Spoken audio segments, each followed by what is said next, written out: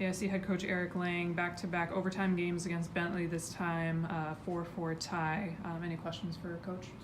Coach, first, just some general thoughts on the game, the way the team played tonight. Thought very similar to yesterday, or Tuesday I should say. We had a lot of resolve. Chasing two going into the third period. Statistically, you don't get points in those situations, and we get a quick one there, and then we get the thing tied up, and then very similar to Tuesday, we get it even, and it's uplifting, and then they score one, and it was a little bit of an emotional roller coaster, but we get another monster power play goal to get it tied, and I thought the overtime was fairly exciting, and that Bentley team, they're a very good team, they're well coached. They can get up and down the ice as well as anybody, and the standard for us isn't getting 1 point. The standard for us is getting 2 points, but chasing two going into the third, I think it's a good point. It's a good tie for us. You get 3 out of 4 points in a series that the team had the lead for exactly 0 seconds. Obviously, you're not going to give the points back, but what do you have to do to make it so that you're playing with the lead rather than playing that come from behind? That's a good point. You know what? I actually thought the first 10 minutes of the game, I thought Bentley was terrific. I thought they were on us. I thought their urgency level was a little bit higher than ours. And then as we started to defend harder, we had the puck more. And then I thought we kind of shifted the game a little bit. And, I credit them. We had a lot of attempts. They had a lot of blocks. We miss a monster block, and it's deflating, And when teams are committed to blocking shots, those teams tend to last longer when the ice gets hard in March, and I was a little disappointed in our wingers' efforts tonight in terms of blocking shots. I say there's the pain of the block or there's the pain of the result, and you've got to look your teammates in the eyes and go back and know that you didn't get it done. And then in the third period, like Kyle Steffen with a monster block, Darius Davidson with a monster block, and it's hard to win, and you have to do those things. So,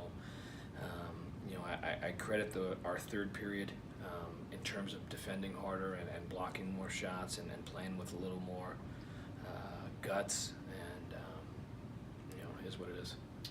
Got a little bit upset, it seemed like, at the end of the overtime or near the end of the overtime. What happened? We got about 10 seconds to go. We've got a line. We want to get out there. They're tired, and we want to call a timeout. And our officials do a great job. Our Atlantic hockey officials have been very, very good.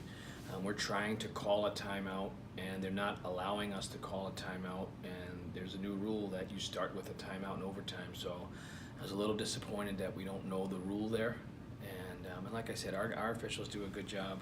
But when we're talking about guys' livelihoods, you can't not know the rules. That's just period stop. Can't not know the rules in those situations. So we were denied. Long story short, we were denied a timeout that we desperately needed, and those things can impact a hockey game.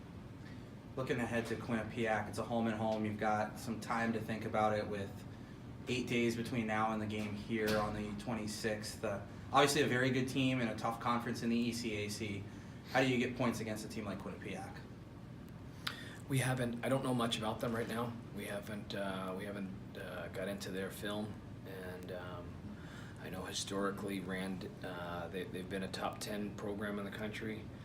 A couple years back, they're playing for national championships, and we know we'll have our work cut out for us. I know they handled UConn fairly easily the other night, so we know they're good, they're talented, and but for us, it's always about AIC and very, very little with our opponent. About AIC, getting a team like Quinnipiac in the building here, what does that mean? Yeah, it's great. It's great for our league. It's great for our program, and I credit Quinnipiac for doing a home and home with us. Sometimes you get into Hockey East, you get in some of these other places, and they want to buy the home game, and appreciate Rand reciprocating and giving us a home and home. And this is a series we'll also do next season as well. Great. Thanks, Coach. Thanks, guys.